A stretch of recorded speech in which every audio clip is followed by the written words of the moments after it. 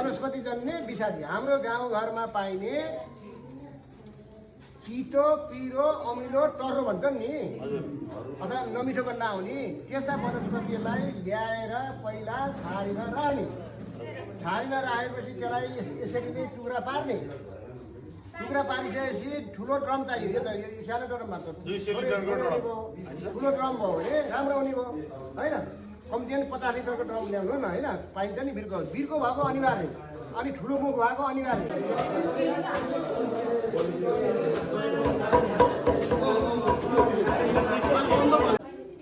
त्यस्तो चाहिँ काटियो होइन के वनस्पति ल्याइयो अरे तितो पिरो अमिलो टर्रो त्यो मध्ये हामीले के ल्याएको चाहिँ हामी चाहिँ एक नम्बर तितेपाती तितेपाती ल्याउने धेरै भयो यो के हाल्यो यति अनि बनमासा नै अलिक हाल्यो यो पनि तितै भयो बगाइन पनि तितै यो पनि तितै हो धेरै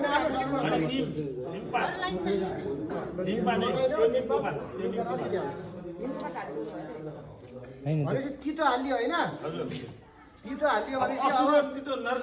असुर तितै हुन्छ अनि त्यो पिरोवाला हाल्नु त खिरो भन्ने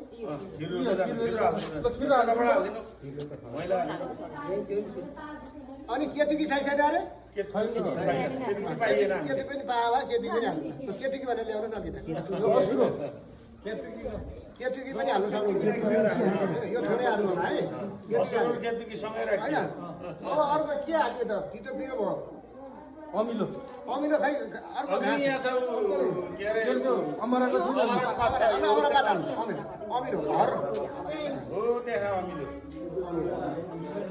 चरी अमिलो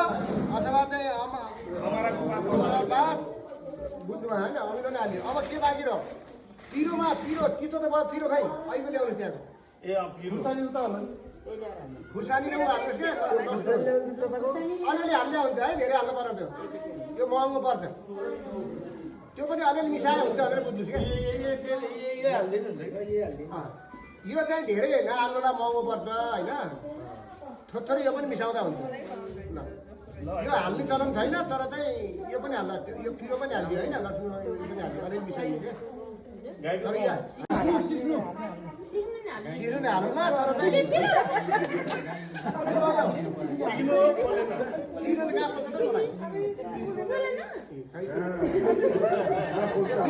मिर्दो हो त ल अब के हाल्यो यहाँ पिरो हाल्यो होइन पिठो भनेर के हाल्यो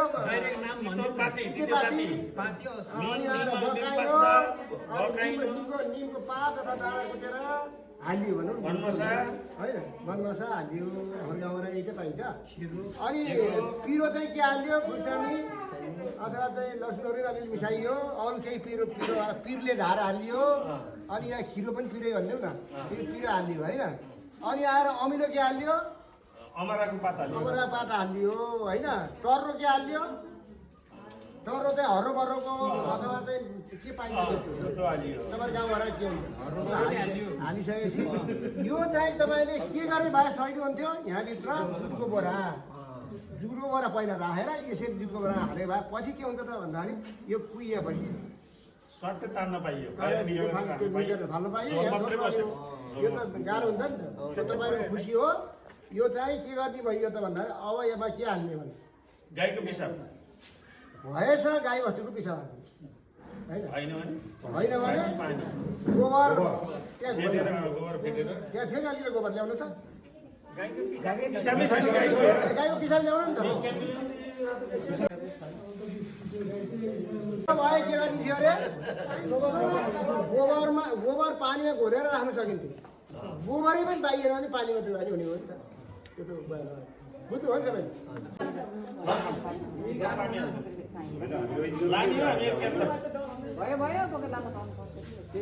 यो इएम भन्दा अङ्ग्रेजीमा भन्दो रहेछ यो इफेक्टिभ माइक्रो अर्गानिजम हाम्रो भाषा के अरे सूक्ष्म जीवाणु कल्चर गरेर के गरेर निकालेको होइन यसलाई चाहिँ सिएफी भनेर भन्छ हामीले त्यसै खाले गन्छ तर यो जिउँदो हुनु पर्यो त्यहाँ भनेको दिमाग चाहिँ जिम गर्नुभयो कहिले कहिले के हुन्छ भने धुवानी गर्दा अथवा स्टोरमा राख्दा घरमा राख्दा यो मरेको हुन्छ यस्तो हाल्छ केमा बस्यो अरे अहिले सुसुप्त अवस्थामा बस्यो यसलाई एक्टिभ बनाउनलाई भेली पनि हाल्नु पर्छ होइन बाहिरै भेली हालेर पानीमा बनाएर यो हाल्ने हो यहाँ चाहिँ वास्तवमा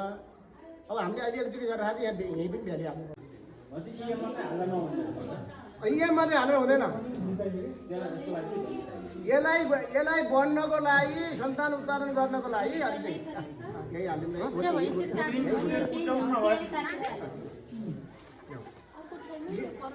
यसले यो किन हाल्ने अरे यो यसलाई हामीले तपाईँले के गर्नु पर्थ्यो यो 1 लिटर पानीमा 2 ml के अरे 10 ml पर्ने गरेर हेरेर यो हाल्नु पर्थ्यो क्या यो 100 लिटरमा यो 1 केजी भयो यो छुट्टै बनाएर अब त्यो पानी हाल्ने हो क्या यो चाहिएन यो महँगो चिज चाहिएन अर्को छ के अरे यही हाल्छ पुरा यसको बुझ्नुहोस् है हावाको लागि मात्रै एउटा ठाउँ माथि नै आइसक्यो यो किन डाइरेक्ट हालियो यहाँ छुट्टै नबनाएको हो होइन यसलाई के गर्नु पर्थ्यो अरे घोल्नु पर्थ्यो त्यही पानीमा 10-15 दिन चाहिँ 10-8 दिन चाहिँ यसलाई छुट्टै बनाउने क्या यसलाई एक्टिभ बनाउने यो नहालेपछि एक्टिभ हुन्न यो होइन योलाई एयर टाइट बनायो अब एयर टाइट बनाइसकेपछि यो चाहिँ राख्ने खालको कुराहरू हामी चाहिँ यो बनाउँछ एउटा कुरा के हो त भन्दाखेरि अहिले त 10-15 दिनपछि यहाँ त तेरो घर के राखेको यस्तो गरा भन्ने हुन्छ त्यसले गर्नु होला होइन नराम्रो बनाउँछ होइन त्यसले गर्दा यसलाई कहाँ राख्ने हो त भन्दाखेरि अहिले चाहिँ छहारीमा राख्नु भनेको मतलब छहारीमा राख्नु पर्छ गर्मी पुष्माङमा भए कहाँ घाममा राखे पनि खासै फरक पानी पनि के गर्ने अरे 3 भागमा 2 भाग चाहिँ के गर्ने माटोमा पुर्ने अनि घाममै राखे पनि भयो अनि बिर्को लाउने अनि आएर 3 दिन 4 दिन 5 दिनमा चाहिँ अनिवार्य के गर्ने त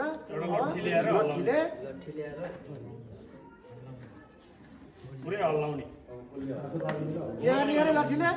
तपाईँको माथि यसरी चलाउने हात चलाएर कति दिनपछि 3-4 दिन 5 दिनपछि होइन